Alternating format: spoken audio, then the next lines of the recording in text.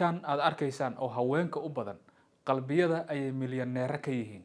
laakiin si dhab ah markii loo baaro xaaladoodana loo ogaado waxa ay ku sugan yihiin duruufo nololeed midii ugu adkayd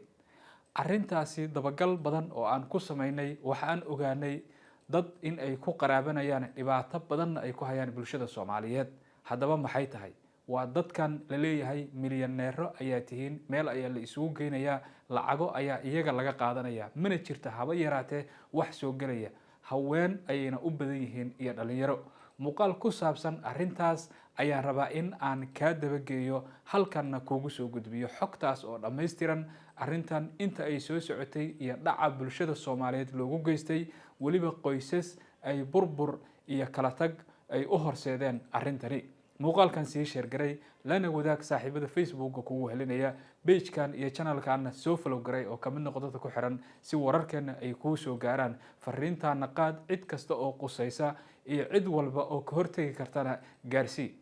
aan ku bilaabo sida aad arkaysaan haweenkan Soomaaliyeed run ahaantii waxa la isugu geeyaa meelo lagu dhaco waxaana loo sheegaa muddo markay halkaasi joogaan dhowr bilood ah milyaneero in ay yihiin sida hadda ka muuqata codkooda ama muuqaalkooda oo ay ku dhawaaqayaan oo ay leeyihiin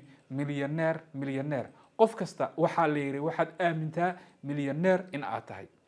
mana shida karaan dabka run ahaantii haweenkaasi waxa laga yaabaa waxyaabihii qutul daruuriga caruurtooda ay ku nafaqay lahaayeen amaba loogu talagalay inay halkan keenaan lacago gaaraya $30 oo marka hore isdiiwaan gelin ah ayaa halkan looga qaadaa meelahaasina magaalooyinka Soomaaliyeed inta badan ay ku yaalaan oo xarumo ay ku leeyihiin haba ugu badnaato magaalada Muqdisho sidoo kale goboladana waa ay ku yaalaan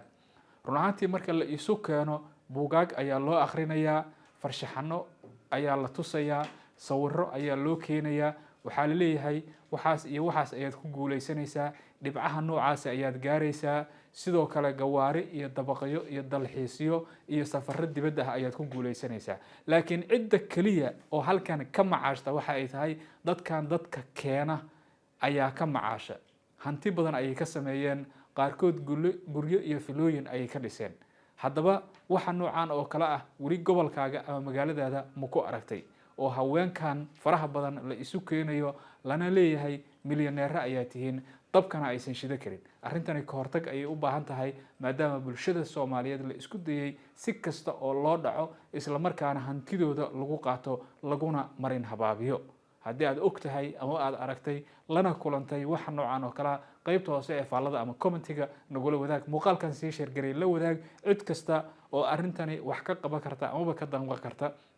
maadaama hooyooyin Soomaaliyeed lagu dhibaateeyay qaarkoodna reerahoodii ay arrintan darteed u burbureen la wadaag saaxiibada Facebook kugu helinaya kuna soo bir page-kan oo soo follow garay kana mid noqo dadka ku xiran